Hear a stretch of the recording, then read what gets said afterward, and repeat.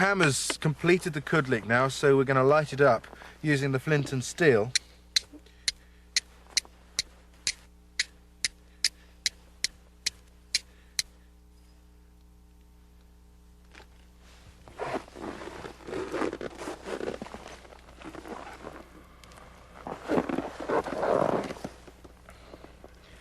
For tinder, we're using dried plant materials, some moss and some little sticks of Arctic shrubs.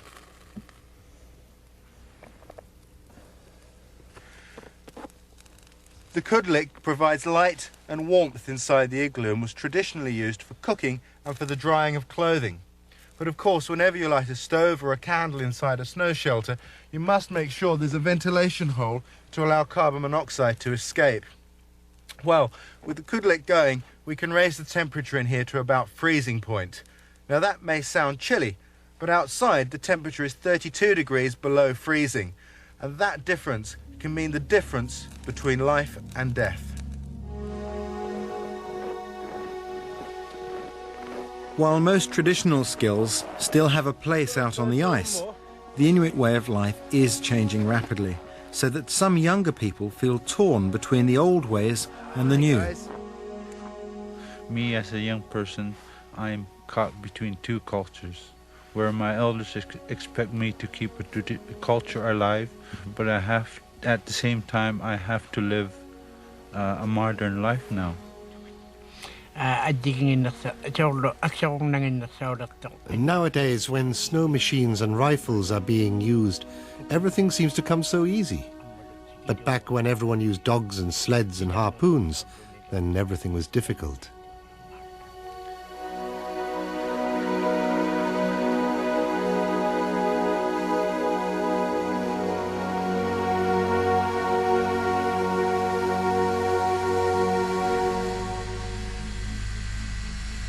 Snow machines certainly have made life easier.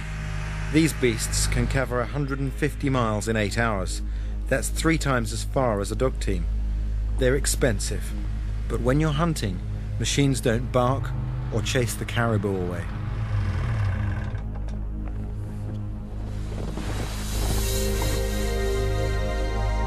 The Inuit have lived off the caribou herds for thousands of years, hunting for meat and fur.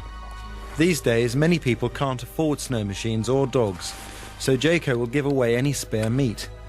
He has no understanding of people who hunt just for sport.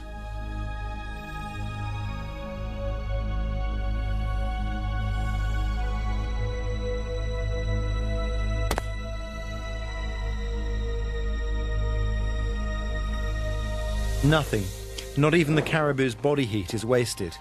Traditionally, hunters would take part of the stomach, fill it with snow, and stuff it back inside the warm carcass. Then they'd have something to drink when the butchering was finished.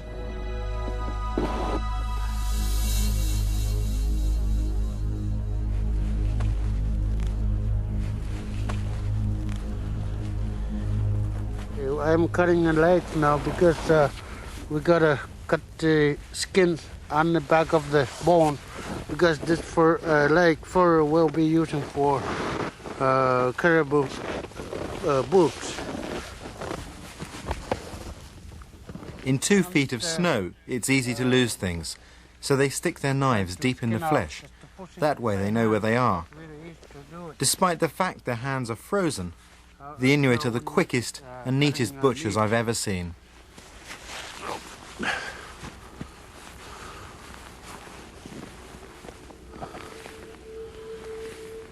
Butchering is hard work, and once you're dehydrated in the Arctic, you get cold very quickly. So it's vital to drink at every opportunity. The trick here is to suck the water through a fresh bit of snow, which acts like a filter.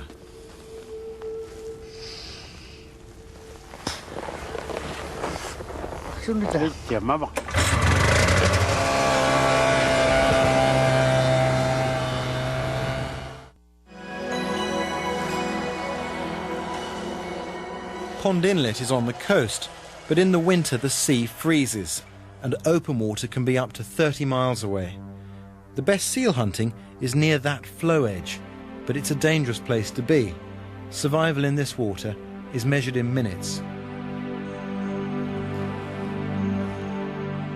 Saltwater ice is deceptive. As little as 4 inches thick can hold a man. But how can you be certain? So how do you tell whether the ice is safe enough to walk on or not, Jacob? Okay, every time Inuit use harpoon for testing out the ice, this one is not safe enough because I can hit it only once right through the ice. So it's not thick enough to bear your weight? No. Okay, something like this. It's more white. It's more thicker ice.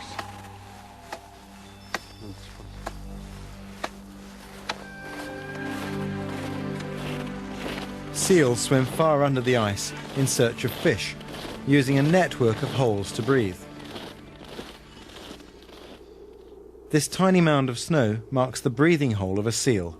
Jacob sniffs it for the telltale smell of oily fish, which shows this hole is fresh and still used. The hole is like the top of a tunnel coming up through the ice, so he checks to see what angle the seal will come up from. That way he'll make a better kill.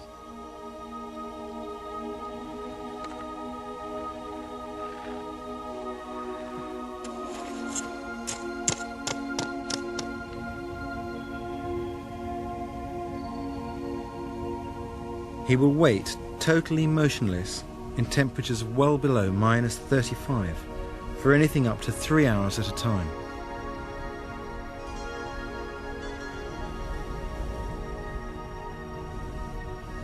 His harpoon is at the ready.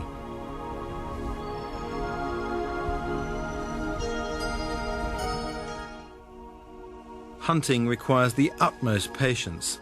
Seals have many breathing holes, and there's no way of telling when one will come up into this one. A hunter will stand totally silent on the sea ice, but with seals alert to even the slightest noise, there is no guarantee of success.